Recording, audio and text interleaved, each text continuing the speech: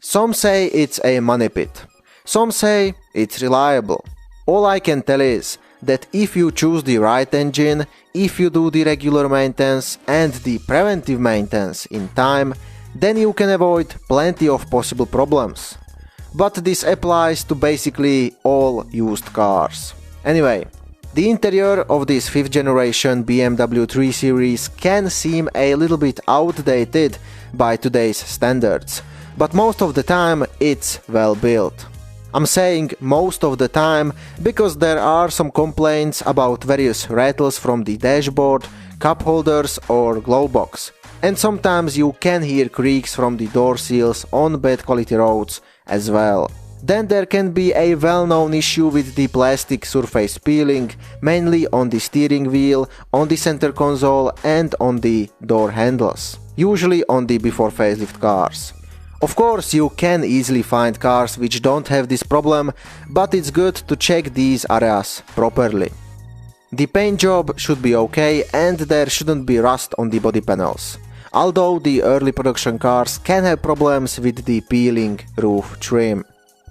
It's good to check the rubber trim on the top of the windshield, which can disintegrate, mainly on cars which are used in hot climate areas.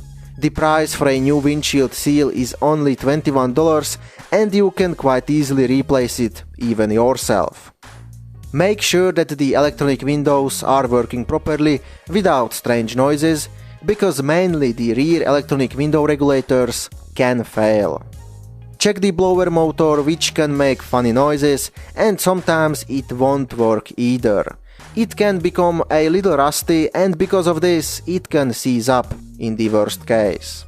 You can buy a new blower motor for around $150 or you can try to just clean it and put some grease on it.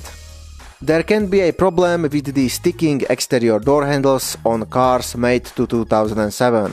So this issue was mostly fixed under the warranty, but some owners just applied some grease to them, which apparently fixed the issue.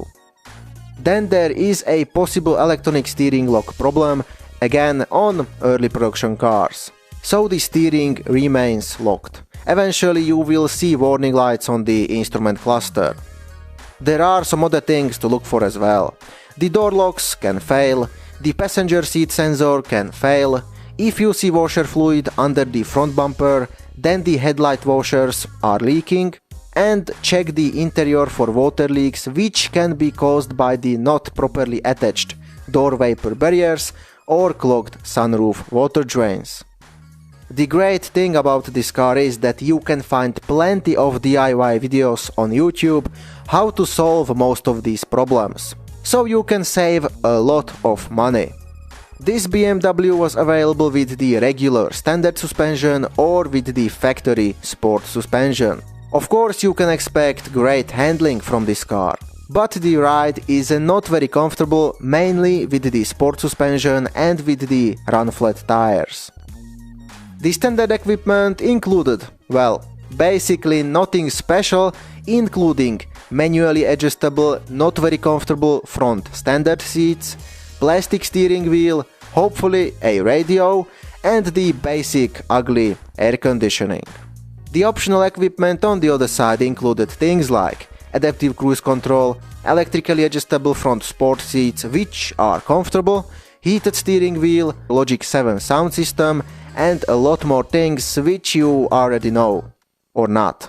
The facelifted version of this BMW was made from September 2008. It included, for example, minor exterior updates, the quality of some of the interior materials increased, and they updated the iDrive system, which looks good even today. On the other side, the before facelift iDrive graphics looks really outdated.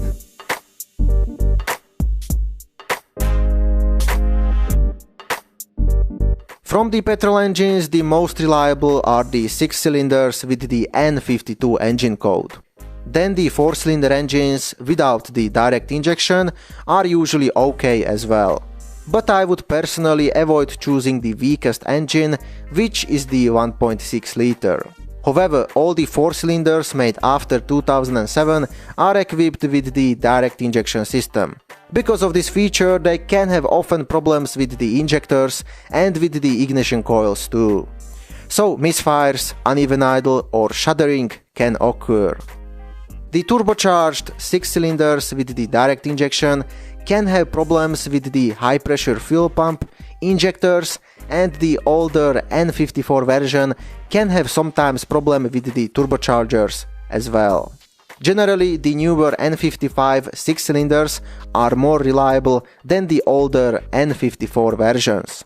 Although plenty of these cars with these engines have already new injectors, ignition coils and high pressure fuel pumps. All the petrol engines have often problems with oil leaks. Mainly the valve cover gasket and the oil filter housing gasket can leak. The water pump can fail after approximately 60,000 miles.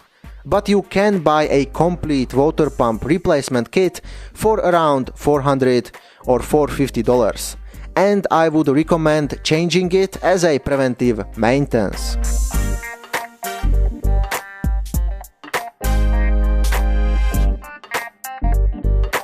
The diesel engines can have only usual problems, except the 2-liter N47 engines, which were made from 2007. They can have quite often problems with the timing chain mechanism. You can find plenty of horror stories on the internet about this. Although, not all these engines will suffer from this. So if you want a reliable diesel engine, then choose the older M47 2-liter or one of the 6 cylinders.